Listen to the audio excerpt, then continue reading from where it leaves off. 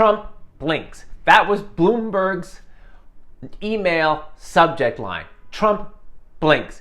He has paused his tariffs with the exception of China. And here's the thing. And this is where, if you grew up in this country and you spent the last 20 years in this country and you saw Donald Trump as the apprentice, you go, oh, well, that's kind of the way the world is. And everything's switching.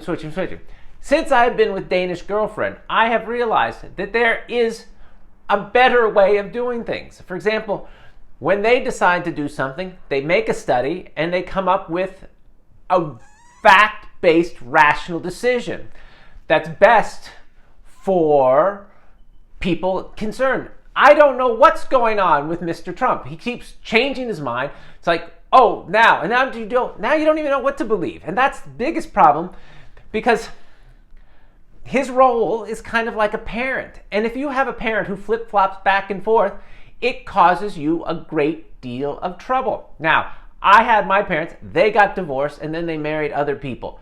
My father gave me the gift of a lifetime by marrying an alcoholic woman who was a narcissist, who had to have her way, and who changed her mind throughout any kind of a discussion. So if you ask to do something, she goes, oh, I don't know, maybe not. Oh, I'm mad at your father. Oh, let me see. Oh, I don't think we can do it. No, I think we can do it. I don't think we can do it. This is no way to run a family or a country. And, I wish that someone made this comment, because we can buy the United States government and we'll run it better. And until we actually have people who are credible and who look at consequences and are not just there to hold on to power, because who are these Republican Congress people who are representing places in Kansas where the tariffs on soybeans is going to crush their farms and they're going to lose their farms? What person representing this kind of a district would agree to let Donald Trump do it? They not only agree, they won't even vote on it, so that their politicians, their constituency, won't even get to see whether they would stand up for them, as opposed to their political power and pleasing someone who is so quixotic and mercurial that you can't really plan. We are trying to decide, one of the organizations I'm dealing with is trying to decide, should we buy a computer? Well, the biggest thing is the tariff's going to go up, and it's going to cost it'll cost 103% more. You can't plan that way. That's no way to go through life. If you wake up every morning when you're visiting your father and you don't know whether your stepmother is going to be drinking and is going to be irascible and is going to take offense at everything you do, because that's what she did. She took offense at everything I did.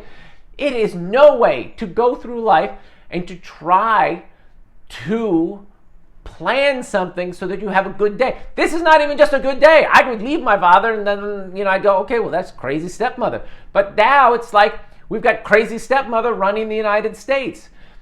And it's very clear that this is not the way you need to run a country, by having popularity contests and being mean-spirited.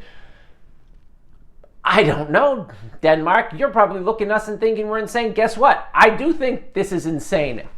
And it's getting to the point where I am uncomfortable.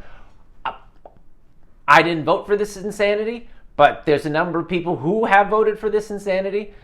And the fact that you've got to hope that someone's going to wake up and go, oh, I'm sorry, I can't let all the farmers in my district go bankrupt and lose their farm just because I want to please someone.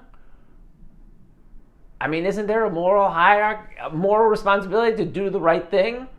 I know they do it in Denmark, and I just want...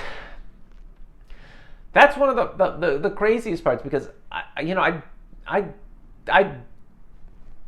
do love my country. I've loved it. I've always held the United States. We're a great country, and maybe we're just a great idea for a country, but practically it's not working out the way I was taught in school. And that's one of the things that I find disappointing, because these people, we should want the best for everyone, but sometimes some people want the worst for some people. It's not a very